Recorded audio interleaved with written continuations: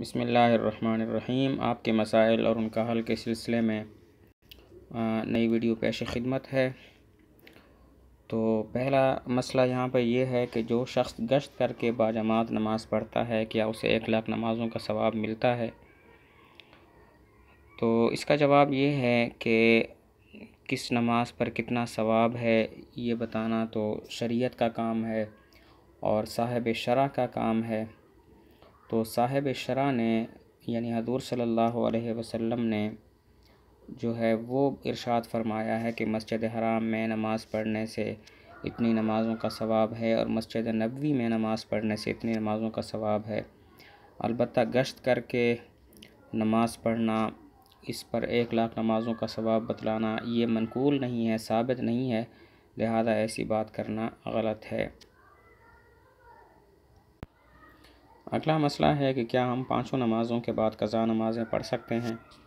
جواب یہ ہے کہ جی ہاں پڑھ سکتے ہیں۔ قضا نماز کسی بھی وقت پڑھ سکتے ہیں، بس کچھ خاص اوقات ہیں جن میں قضا نماز نہیں پڑھ سکتے۔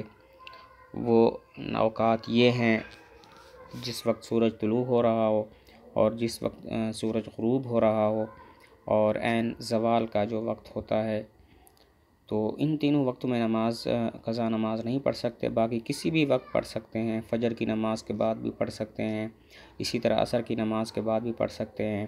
بس ان تین اوقات میں احتیاط کرنی چاہیے کہ ان 3 اوقات میں کوئی نماز نہ پڑھے، باقی اوقات میں قضا نمازیں پڑھ سکتا ہے۔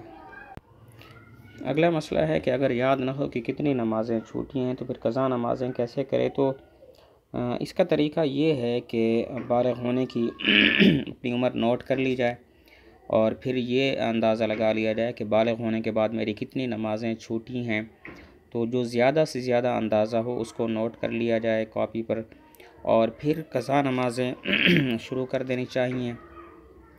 اور پہلی نماز میں یہ نیت کریں کہ میں سب سے پہلے میری جو نماز قضا ہوئی ہے میں وہ پڑھ رہا ہوں، یا یہ نیت کریں کہ سب سے آخر میں میری جو نماز رہ گئی تھی میں وہ ادا کر رہا ہوں۔